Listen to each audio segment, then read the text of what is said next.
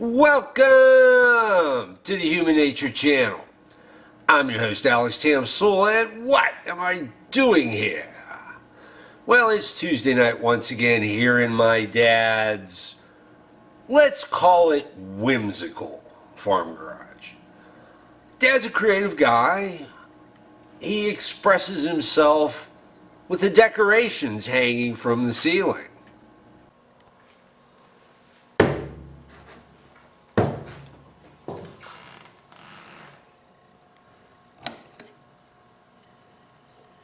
Huh? Whimsical, I'm telling you. All right then. How about some Las Vegas Shooting Truth Community yak, because that's what you're here for. Last Sunday night, Mike Turber over at 5x5 News did a live stream. It was 2.5 hours long. I got to listen to it in its entirety the next day. The title was Settlement Bombshell. And the topic was conflict of interest. This is what he had down in his notes. The mediation judge for the settlement of the largest mass shooting in United States history, whose name happens to be Jennifer Togliatti, is the daughter of Vice President and Director of Security of MGM, George Togliatti. It's always been about the corruption. It's always been about the cronyism. It's always been about the cover-up. Mike had on Roger Kennis, who was a survivor of the shooting. And if I understand him correctly, he's walking away from the settlement. Interesting perspective. He wants his day in court. Eddie Schmitz was there. We know Eddie. And Doug Papa was there from the Baltimore Post-Examiner. What did he say? He has like 137 articles on the Las Vegas shooting alone. He had a lot of interesting things to say, filled in a lot of gaps for me. It was nice because it's been a long time since I've seen a video that went that thorough going. It's been a while since we kind of had that set up like that. So I'm going to leave a link to that video down in my notes. If you haven't seen it, it is worth checking out. The second part of this, I need to ask a big favor. I need somebody to send a message to Hunter UK for me. The message is this: Hunter, could you comment on something for me? And if you can do this, it would be greatly appreciated. What ended up happening was I brought the lock interrogation report with me. I got it here for 32-135. I got it for 32-134 over there. And I brought it because there was something I wanted to do. I wanted to count all of the door events that had taken place from 9/25/17 to 10/1/17.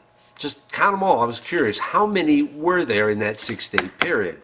Well, it turns out there was 252 door events. And by door events, I mean running the key card through, and it was the right one, running the wrong one through, flipping the deadbolt back and forth, all of that stuff. These are events. They're registered in the database. Also, Paddock's name does come up when the key card was the right one. Bingo, we get Stephen Paddock's name. His name shows up 54 times. His name shows up 30 times on 9/30 alone. And it's not just Paddock's name, floating on the page all by himself. There's issued by someone like I just won't say it, but he's obviously connected to the hotel. You get the feeling there's somebody on the other end of the line, somebody who could notice. My question for Hunter UK is this. What I'd like him to comment on is, if you have 252 door events, doesn't that qualify as out of the ordinary behavior?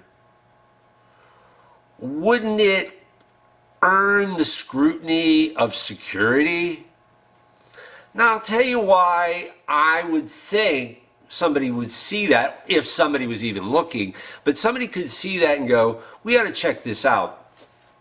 Many years ago, I lived in an efficiency apartment, cheap, $300 a month.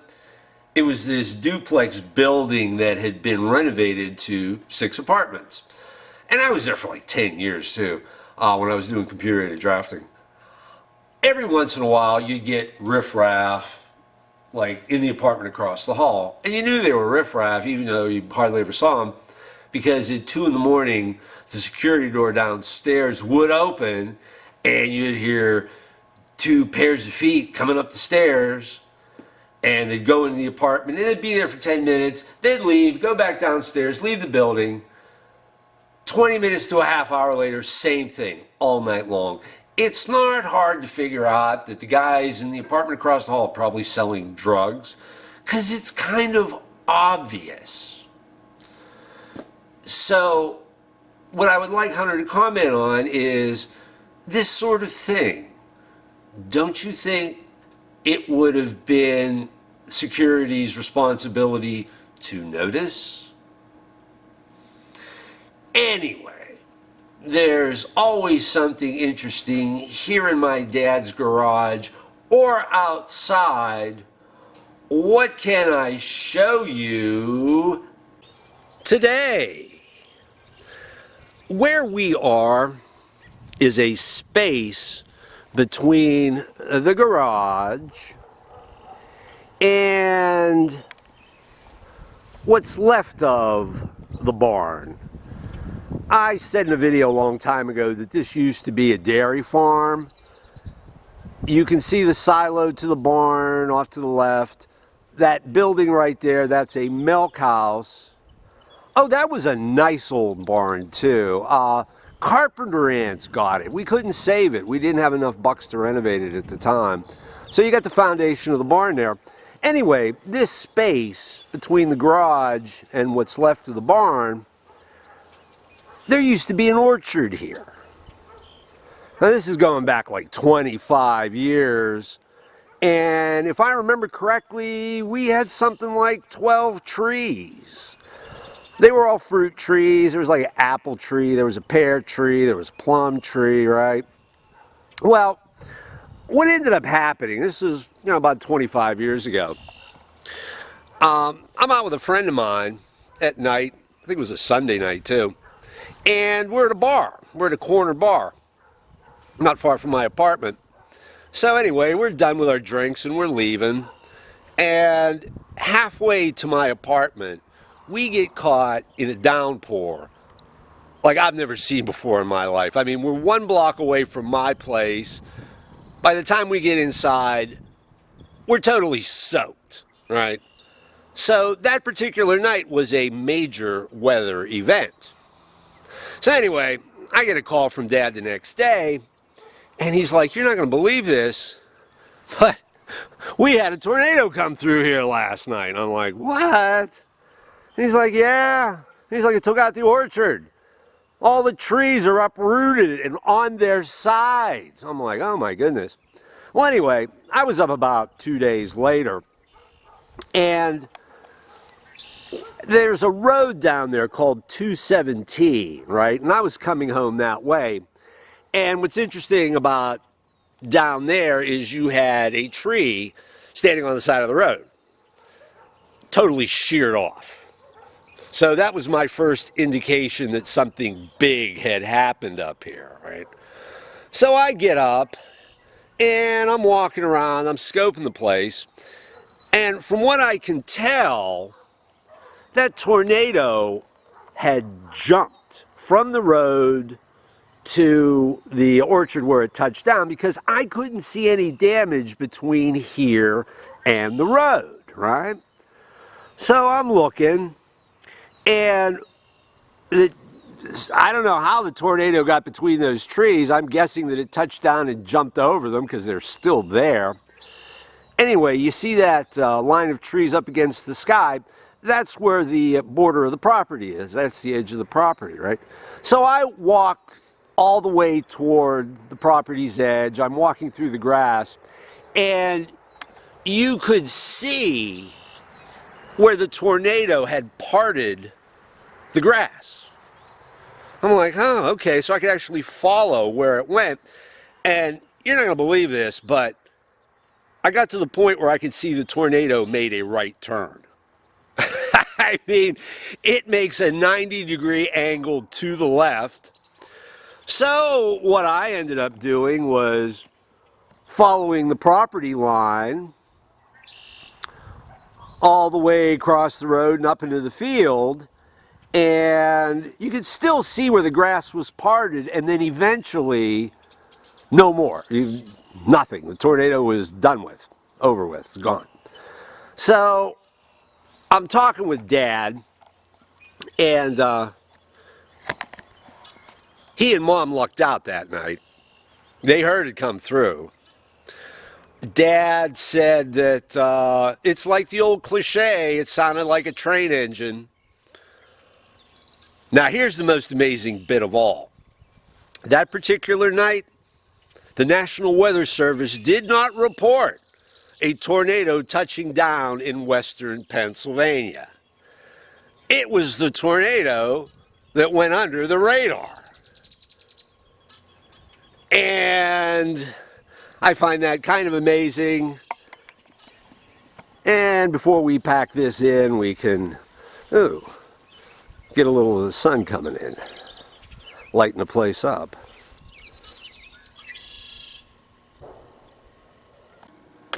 Well, I think I have everything I need. I just checked the fire in the furnace and it's burning nicely. I did say earlier that my dad's garage is a place of whimsy. I found this hanging from the ceiling. It's a Japanese fan made of brass. Now, when you think Japanese fan, you usually think paper and sticks. And using one to generate a slight breeze on a hot day makes a sort of sense. You wouldn't try the same with a hunk of metal normally. What are you looking at, round eye? It's some decorative piece, and I guess it's useless. Now this, I believe, is a glass. Somewhere there's some bar, and you can walk in, sit down, and order the Mad Greek, and the drink is so expensive that once you're done, you get to take the glass home with you. And this happens to be one of a pair. The other, the Mad Greek, is down at the house, and it's full of pens and pencils. The nearest I can figure is two relatives of mine went on vacation together somewhere and both went into a bar and both had the Mad Greek. Honestly, this thing has been around for such a long time, I have no idea where it really comes from. I'll bet you didn't expect to see a nylon stocking.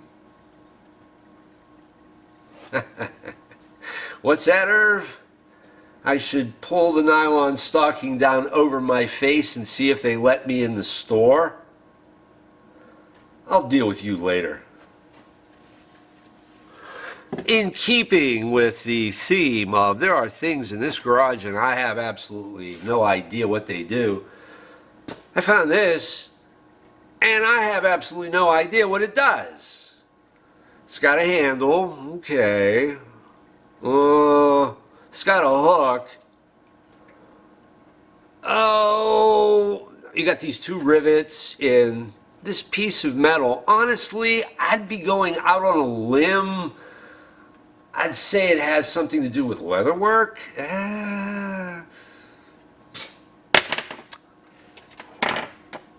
I found this going through the drawers. Stardust, Las Vegas. This book of matches must be from a long time ago. America's largest resort hotel, on stage Le Lido de Paris, world's greatest floor show, live. Yeah. And there's more stuff to read on the inside, and there's even still 3 matches left. I got my little piece of Las Vegas right here. I've been reading a book. What a shock, huh? Anyway, the title of this one is This Is Your Brain on Music, The Science of a Human Obsession by Daniel J. Levitin. The easiest way to tell you something about the guy is read his mini biography on the book flap. Daniel J. Levitin runs the Laboratory for Musical Perception, Cognition, and Expertise at McGill University, where he holds the Bell Chair in the Psychology of Electronic Communication. Before becoming a neuroscientist, he worked as a session musician, sound engineer, and record producer. He has written extensively both in scientific journals and music trade magazines such as Grammy and Billboard. He lives in Montreal, Canada. It's a fascinating book, very, very surprising. Even if you don't play an instrument, don't sing, aren't particularly musical, but love to listen to music, you'd be surprised how much processing is going on just to listen. I'll give you a taste of how interesting it is. Consider frequency, which would be like the note A or the note E, particular frequencies. What you have happening is vibrating molecules of air. The force goes through the vibrating molecules of air and hit the eardrum, and those vibrations are encoded into the auditory nerve. The frequency is two-dimensional. It's a two-dimensional phenomenon.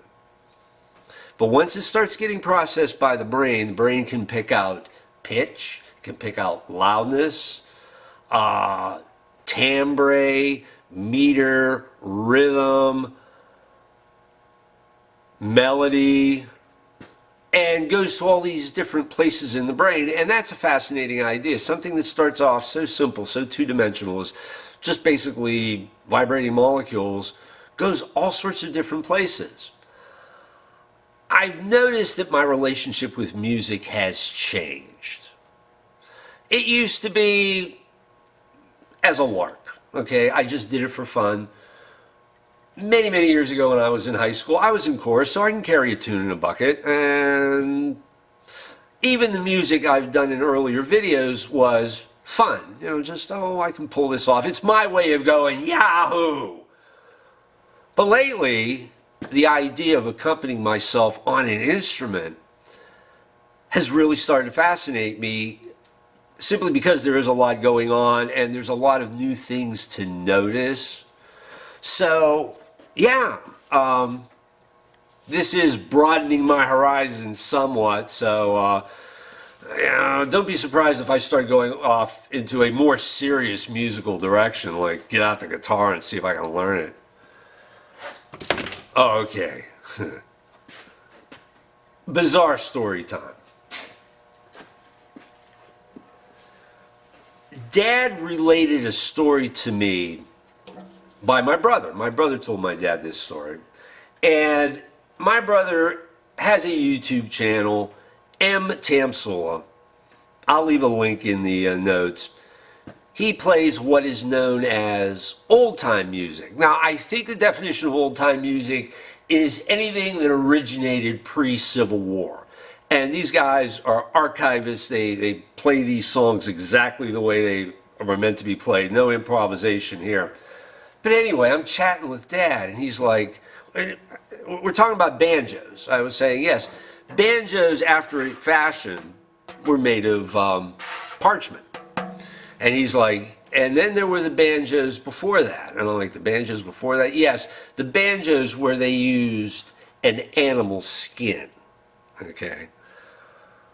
And my brother Mark has played, he plays fiddle, he has played banjo. Mark said it never happened to him, but he's heard stories of banjo players in clubs who were approached by FDA agents to make sure their banjo was an animal skin. I thought, that is such a great picture, you know, the FDA walking in and, you know, busting up somebody's set on stage. It's like, I would have never thought of that in a million years. Keeping with the musical theme, I got a metronome. Oh yeah, oh Mom was musical.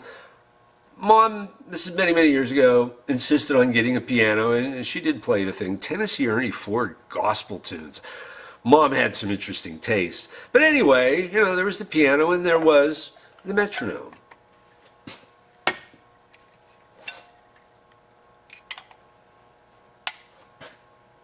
Now, for some strange reason, it doesn't work so well when I hold it. But it works a lot better if I put it down. Well, it seems to be doing okay now. Well, okay, make a liar out of me. I'm just going to put it down.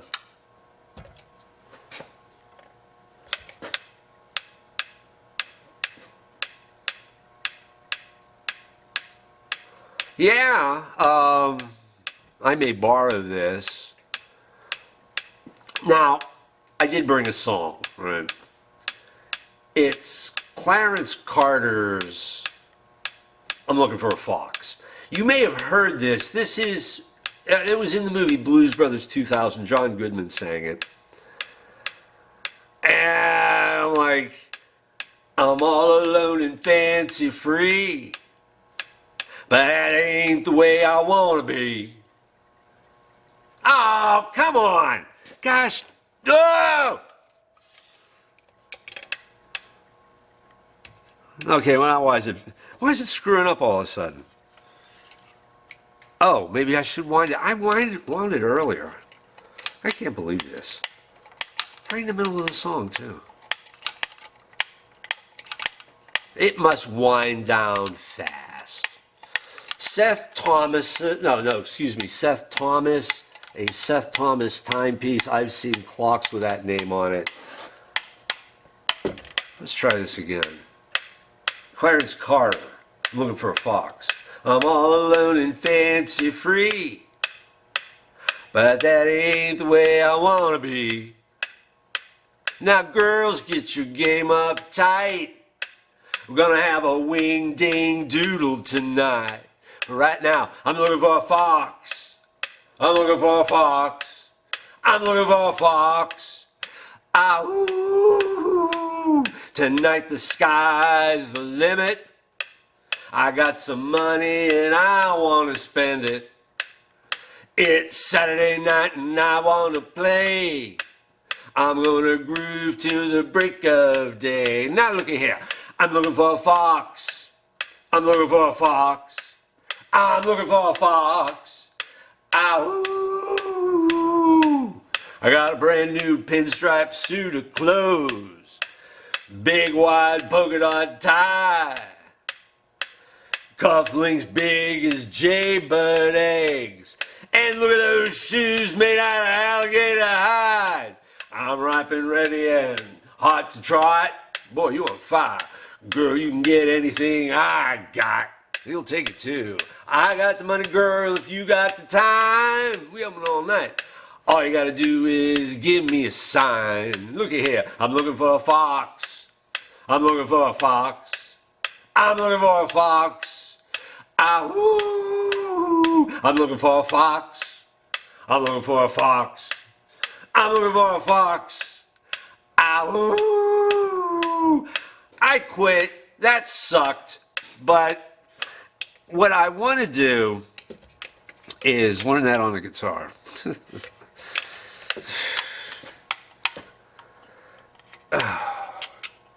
Okay. Now this is going to give me a hard time.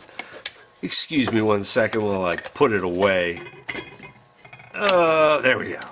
Okay.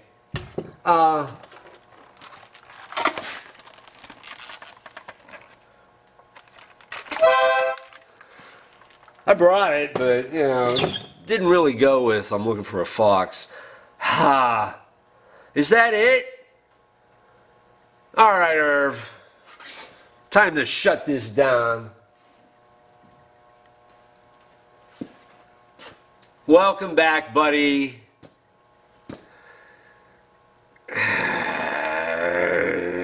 Work, yeah, you work really hard, Irv. Time for your close-up, bub. Hey, Dad. Hi, So this is the Bobcat.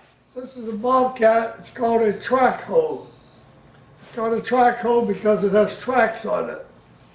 If it had rubber tires on it, it'd probably be called a backhoe.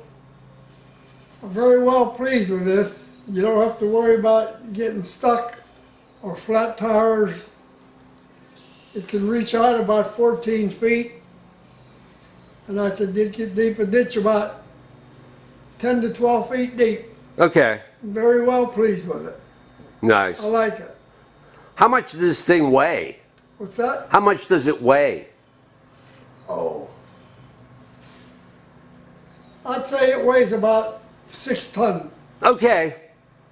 All right. All right. Thanks See a you lot. next week. Thanks a lot, Dad. See you next week. See you next week.